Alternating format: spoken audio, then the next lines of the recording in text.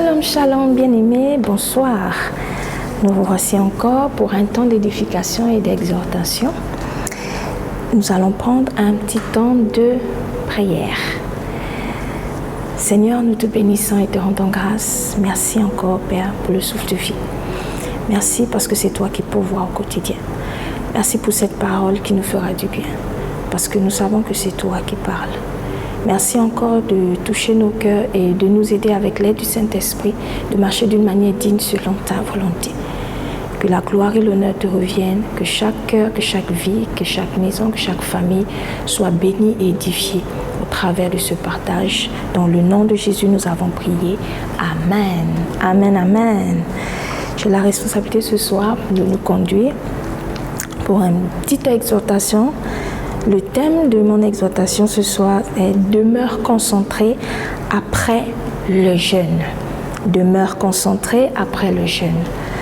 Nous allons lire une portion de la parole. Je lis la parole de Dieu dans la version Louis II. Le livre c'est Luc chapitre 4, le verset 1 et le verset 14 au verset 22. Jésus, rempli du Saint-Esprit, revint du Jourdain et il fut conduit par l'Esprit dans le désert. Au verset 14, Jésus, revêtu de la puissance de l'Esprit, retourna en Galilée et sa renommée se répandit dans tout le pays d'alentour. Il enseignait dans les synagogues et il était glorifié par tous. Il se rendit à Nazareth où il avait été élevé, et selon sa coutume, il entra dans la synagogue le jour du sabbat. Il se leva pour faire la lecture, et on lui remit le livre du prophète Ésaïe. L'ayant déroulé, il trouva l'endroit où il était écrit « L'Esprit du Seigneur est sur moi, parce qu'il m'a oint pour annoncer une bonne nouvelle aux pauvres. Il m'a envoyé pour guérir ceux qui ont le cœur brisé, pour proclamer aux captifs la délivrance et aux aveugles le recouvrement de la vue, pour renvoyer libres les opprimés, pour publier une année de grâce du Seigneur. » Ensuite, il roula le livre, le remit aux serviteurs et s'assit. Tous ceux qui se trouvaient dans la synagogue avaient les regards fixés sur lui. Alors il commença à leur dire « Aujourd'hui, cette parole de l'Écriture que vous venez d'entendre est accomplie. » Et tous lui rendaient témoignage.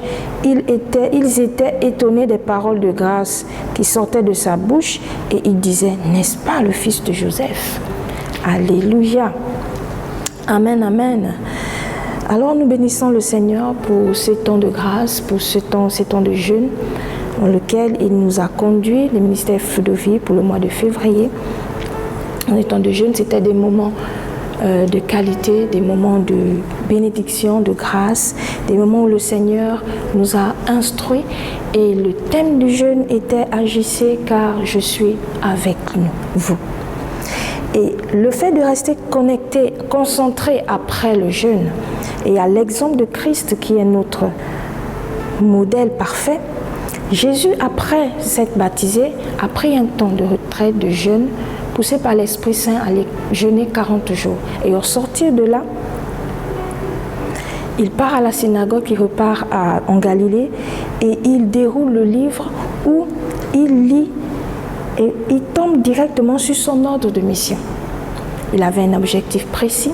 Après un jeûne, il ne s'est pas laissé disperser, il s'est mis en action. Et le Seigneur, au travers de cette exhortation, veut nous conduire à être en action. C'est vrai, le temps de privation est fini, mais c'est le temps de l'action maintenant.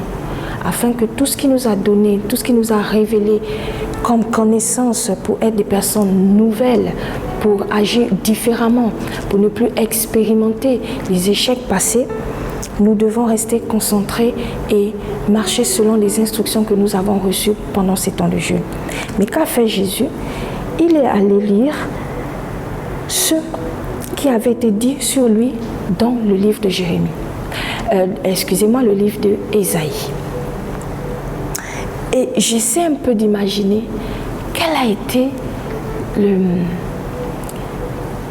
ses points de prière pendant ces 40 jours. Parce qu'à peine sorti, c'est vrai, lorsqu'il part dans sa ville, et l'on dit que sa renommée est devenue plus grande. Parce qu'après ce temps de mise à part, il est exactement allé accomplir ce pourquoi il a été mandaté.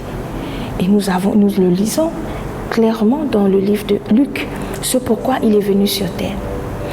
Et je suppose que pendant les temps de jeûne, il se ressassait. Ésaïe, le livre d'Ésaïe. Voici ce qui a été dit sur moi. Et il se fortifiait avec l'aide du Saint-Esprit. Il prophétisait, il parlait, il surmontait. Il voyait déjà tout ce par quoi, avec l'aide du Père, ce qu'il allait faire, des obstacles. Et ça a été ce qu'il a gardé pendant le temps de jeûne. Et j'aimerais nous poser cette question. Qu'en est-il nous concernant? Pendant ces temps de mise à part, qu'est-ce que le Seigneur t'a révélé? Quelle est la stratégie dans tes affaires? Quelle est la stratégie pour ta famille, pour ton foyer? Quelle est cette révélation, cette parole sur laquelle le Seigneur t'a instruit? C'est le moment d'agir. Le moment n'est plus à s'asseoir, c'est le moment maintenant d'agir, selon l'instruction que le Seigneur a donnée à Christ. Et donc nous voyons que ce que Jésus a obtenu dans les temps de prière, il le maintient aussi. Et lorsque le Seigneur nous dit ce soir de demeurer concentré, c'est de nous dire simplement ce que nous avons reçu comme pensée, comme révélation, comme parole pour nous emmener dans une nouvelle dimension. Nous devons aussi la maintenir dans l'atmosphère de prière. Alléluia, dans l'atmosphère de prière. Et l'exemple de Christ, lorsque nous parcourons les évangiles, nous voyons à chaque fois, il dévançait l'aurore. Il allait prier. Il gardait la même atmosphère. La même atmosphère des 40 jours de jeûne, la même atmosphère avant d'aller guérir, avant d'aller guérir les aveugles, avant d'aller publier une année de grâce, avant de proclamer, libérer les captifs. Le Seigneur prenait un temps de prière. Alléluia. Et donc c'est ce à quoi le Seigneur attend de nous. Nous devons d'abord être disciplinés, fixer des objectifs et mettre vraiment dans nos pensées les instructions, les méthodes, les stratégies, les clés que le Seigneur nous a révélées. Pendant que nous étions en train de jeûner, chacun en fonction de son défi, quelle parole as-tu reçue? Quelle parole de transformation? Est-ce que comme Christ Jésus, parce que lorsqu'il priait, il se voyait guérir les malades, il se voyait apporter la bonne nouvelle de l'évangile. Qu'est-ce que tu voyais pendant ces temps de jeûne? Est-ce que tu voyais ta structure être développée? Est-ce que le Saint-Esprit t'emmenait dans une forme de discipline pour voir, alléluia, comment tu devais passer à une autre étape? Et nous savons que nous avons eu un temps de séminaire de qualité où nous avons été édifiés sur l'ordre divin. Alléluia, l'ordre divin. Ce sont ces principes. Quel objectif as-tu mis en place pour être fidèle à cet ordre divin? Alléluia. Donc, le Seigneur nous exhorte à être fidèles, à demeurer concentrés. Et comme Christ Jésus, nous voulons chaque jour que le Seigneur fait, nous assigner un objectif journalier et aussi sur l'année. Dans le ministère, ceux qui sont au service, est-ce que le service doit être amélioré? Alléluia. Quel est l'objectif pour la fin de l'année? Est-ce que nous allons maintenant, pour tous ceux qui ont peur de se lancer, de servir, quel est l'objectif pour être cette personne-là au travers duquel le nom de Jésus va être glorifié? Quel objectif t'es-tu assigné? Quelle est la tâche? Est-ce que le Seigneur ne t'a pas fortifié? Est-ce que le Seigneur ne t'a pas encouragé avec le Saint-Esprit, avec le don qu'il a mis en toi, en disant que va et prie pour ton frère, va et prie pour quelqu'un? Mais comment te disciplines-tu pour manifester les dons de Dieu en toi? Alléluia.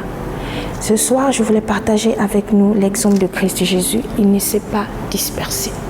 Il a été concentré et focalisé. Il y a certes eu des obstacles, mais il savait ce pourquoi il était là. Et donc, cette année, il y aura sûrement des challenges. Pour ceux qui sont entrepreneurs, il y aura sûrement des défis. Mais le Seigneur a dit, travaillez, allez-y, je suis avec toi. Pour la construction du temple, quels objectifs t'es-tu assigné pour être participant, pour être collaborateur? Quel apport as-tu consenti avec l'aide du Saint-Esprit pour être une source de bénédiction?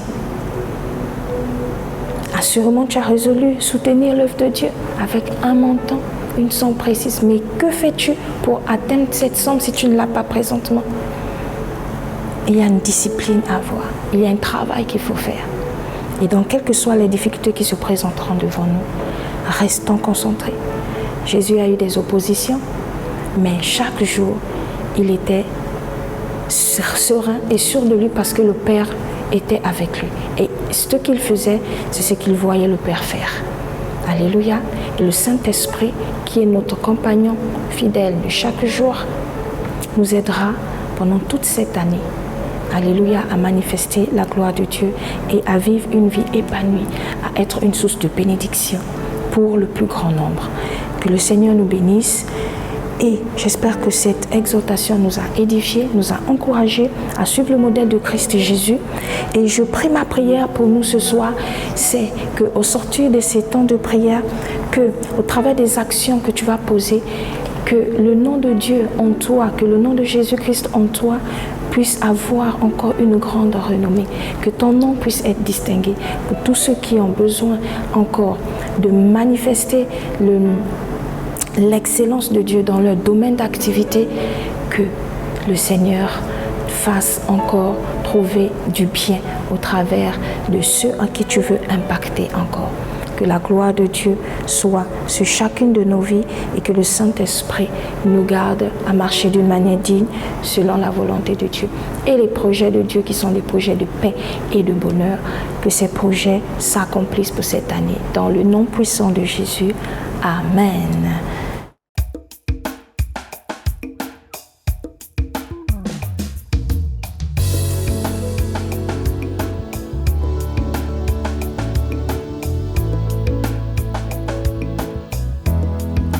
Je suis un flot.